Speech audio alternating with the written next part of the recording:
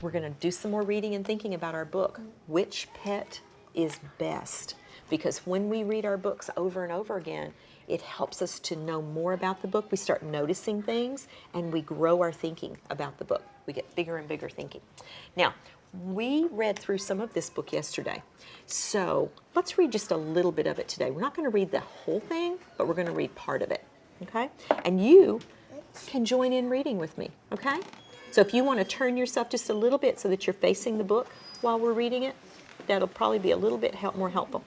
Which pet is best?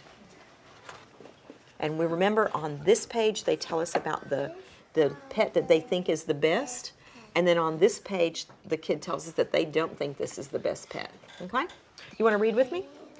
Fish are the best pets.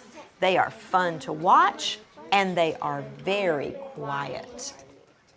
I don't like fish. They are slimy and slippery and you cannot play with them. Ooh, slimy and slippery. No. What does that feel like when it's slimy? What do you think that feels like? Water? It's kind of wet and watery, isn't it? Yeah, when it's slimy. Snails have that. Snails have that. Snails have slime, don't they, when they leave their trail? We say they're slimy and slippery. What is slippery? Have you heard that word before? Yeah. What does it feel like when something's slippery? You cannot hold something and it just falls out. Like when you hold a glass and it's wet, what happens? It fell down. It falls down, it slips out of your hand. So when something falls and slips out of your hand, we say it's slippery. That's a good way of thinking about it. They are slimy and slippery and you cannot play with them. So that might be what she thinks fish feel like. So she's used those words, those describing words that tell us what it feels like.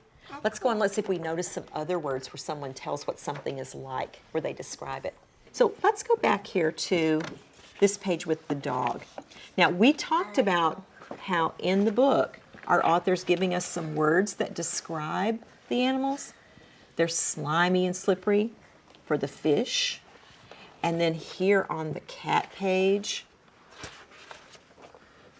he talked about them being soft and cuddly. So let's look at the dog page right here. Let's think about some words that might tell us more about the dog, because she used a word that tells us about what the dog is like. Listen for the word. I'm going to read this page again, and you listen for the word that tells you what the dog is like. Are you ready? I don't like dogs. They bark a lot and are very noisy. Which one of those words tells about what the dog is like? What did you hear, Cindy?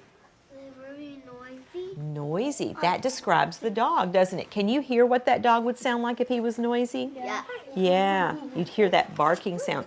So what are some other words that would tell us about this dog?